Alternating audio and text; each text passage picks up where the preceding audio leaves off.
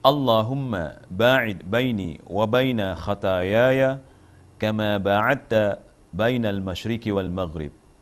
Allahumma naqqini min khataayaya kama yunaqqi thawbul abyadu minad danas. Allahumma ghasilni min khataayaya bil ma'i wal thalji wal barad. Dan bagi masyarakat kita yang kebanyakannya bermazhab Syafi'i, mereka sering membaca doa iftitah yang berbunyi wajjahtu wajhiya lilladzi fataras samawati wal arda hanifan musliman wa ma ana minal musyrikin inna salati wa nusuki wa mahyaya wa mamati lillahi rabbil alamin la syarika lahu wa bidzalika umirtu wa ana awwalul muslimin. Ada kalanya dibaca wa ana minal muslimin.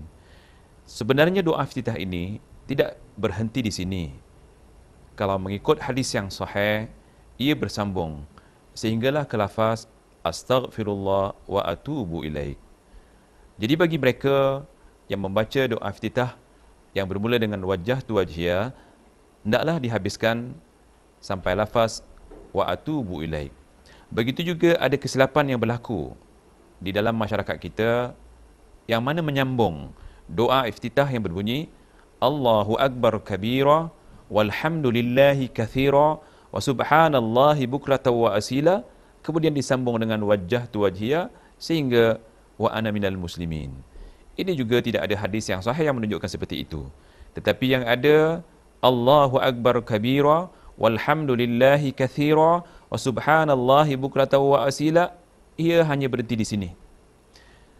Kalau ingin membaca sambungannya wajjahtu wajhiya, ini dipisahkan. Jadi setelah membaca Allahu Akbar, yakni takbiratul ihram, bersedekap di dada, terus wajjahtu wajhiya, dan dihabiskan doa iftitah ini sampai astaghfirullah wa atubu ilaik. Jadi ini juga perlu diperhatikan agar solat kita sempurna sebagaimana yang diajarkan oleh Rasulullah sallallahu alaihi wasallam. Saya katakan tadi, supaya solat kita sempurna, kita perlu membaca doa iftitah. Mungkin ada di antara tuan-tuan dan puan-puan ingin dalilnya. Jadi dalilnya adalah sabda Rasulullah sallallahu alaihi wasallam yang berbunyi, "La tatimmu salatun li ahadin minan nasi hatta yukabbira wa yahmadallaha jalla wa azza wa yuthni alaihi wa yaqra'a bima tayassara minal Qur'an." Bermaksud tidak sempurna solat seseorang sebelum ia bertakbir, memuji Allah azza wa jalla, menyanjungnya, dan membaca ayat-ayat Al-Quran yang dihafalnya. Jadi yang dikatakan wa yahmadallah wa yuthni alaihi dimaksudkan adalah doa iftitah.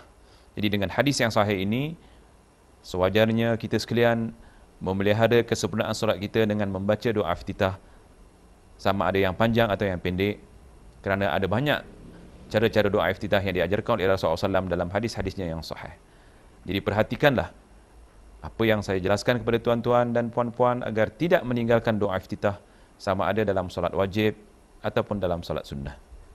Setelah membaca doa iftitah, Rasulullah SAW mengajar kita supaya membaca ta'awuz dan basmalah. Arti ta'awuz ialah membaca a'udzubillahi minasyaitanirrajim, dan arti basmalah ialah membaca bismillahirrahmanirrahim. Ada beberapa ta'awuz yang diajarkan oleh Rasulullah SAW kepada kita sekalian yang boleh dibaca semasa kita solat. Di antara ta'awuz, selain daripada a'udzubillahi minasyaitanirrajim, terdapat lagi dua ta'awuz yang dibaca oleh Rasulullah SAW di dalam solat. Ta'awuz tersebut ialah a'udzubillahi minasyaitanirrajim min hamzihi wa nafthihi wa nafthihi. Ia bermaksud aku berlindung kepada Allah dari syaitan yang terkutuk, dari semburannya, yakni yang menyebabkan gila, dari kesombongannya, dan dari hembusan orang yang menyebabkan kerosakan akhlak. Dan ta'awuz yang ketiga yang sering dibaca oleh Rasulullah SAW selain dua ta'awuz yang kita baca tadi, ialah ta'awuz yang berbunyi a'udzubillahi samii'il alim minasyaitanir rajim min hamzihi wa nafthihi wa nafthihi. Bermaksud aku berlindung kepada Allah yang maha mendengar dan maha mengetahui dari syaitan terkutuk, dari semburannya, dari kesombongannya, dan dari hembusannya. Setelah selesai membaca A'udzubillahi minasyaitanirrajim dan memilih salah satu daripada ta'awuz yang 3, dan setelah selesai membaca Bismillahirrahmanirrahim, Rasulullah SAW lantas membaca Al-Fatihah. Begitu juga perlu diambil perhatian bahawa membaca Fatihah yang diajarkan oleh Rasulullah SAW bukanlah satu nafas. Sebagaimana hadis yang boleh kita fahami, cara baca Rasulullah SAW yang sudah disabdakan oleh Rasulullah SAW, iaitu sebuah hadis kursi yang berbunyi, Qala Allah tabaraka wa ta'ala, qasamtu as-salata baini wa baina 'abdi nisfain.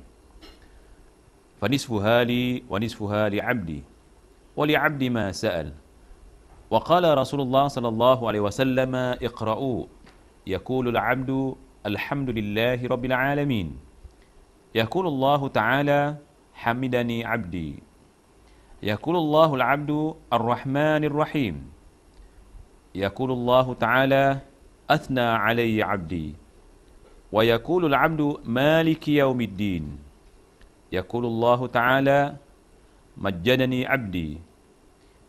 Yaqulu al-'abdu iyyaka na'budu wa iyyaka nasta'in. Qala fahadha baini wa baina 'abdi wa li 'abdi ma sa'al. Yaqulu al-'abdu ihdinas siratal mustaqim siratal ladzina an'amta 'alaihim ghairil maghdubi 'alaihim waladdallin. Faqala fahaula'i li'abdi wa li'abdi ma sa'al. Allah tabaraka wa ta'ala berfirman, Aku telah membahagi Al-Fatihah menjadi 2 bahagian, untukku dan untuk hamba-Ku. Separuh untukku dan separuh untuk hamba-Ku, dan hamba-Ku akan mendapat bahagian dari permohonan yang diucapkannya. Rasulullah bersabda, bacalah. Apabila hamba membaca Alhamdulillah Rabbil Alamin, Allah Ta'ala menyebut hamba-Ku memujiku. Bila hamba membaca Ar-Rahmanir Rahim, Allah Ta'ala menyahut hamba-Ku menyanjungku. Bila hamba membaca Maliki Yaumiddin, Allah menyahut hamba-Ku memuliakanku. Bila seorang membaca Iyyaka na'budu wa iyyaka nasta'in, Allah menyahut ini bahagianku dan bahagian hamba-Ku, dan hamba-Ku akan mendapat apa yang dimintanya. Bila hamba membaca Ihdinas siratal mustaqim siratal ladzina an'amta 'alaihim ghairil maghdubi 'alaihim waladdallin, Allah menyahut itu adalah hak hamba-Ku, dia akan mendapat apa yang dimintanya. Hadis ini diriwayatkan oleh Muslim. Maka dengan hadis kursi ini, jelaslah bahawa Rasulullah SAW apabila membaca Fatihah, bagi dia membaca dari satu ayat ke satu ayat. Tidak menyambung keseluruhan ayatnya dengan 2 nafas, ataupun 3 nafas, ataupun senafas sebagaimana yang dilakukan oleh sebahagian orang-orang yang tidak mengerti tentang pengertian hadis yang saya bacakan tadi. Begitu juga Rasulullah SAW bersabda di dalam hadisnya yang sahih, La salata liman lam yaqra' bifatihatil kitab. Tidak ada solat ataupun tidak sah solat bagi sesiapa yang tidak membaca Fatihatul Kitab, yakni surah Al-Fatihah.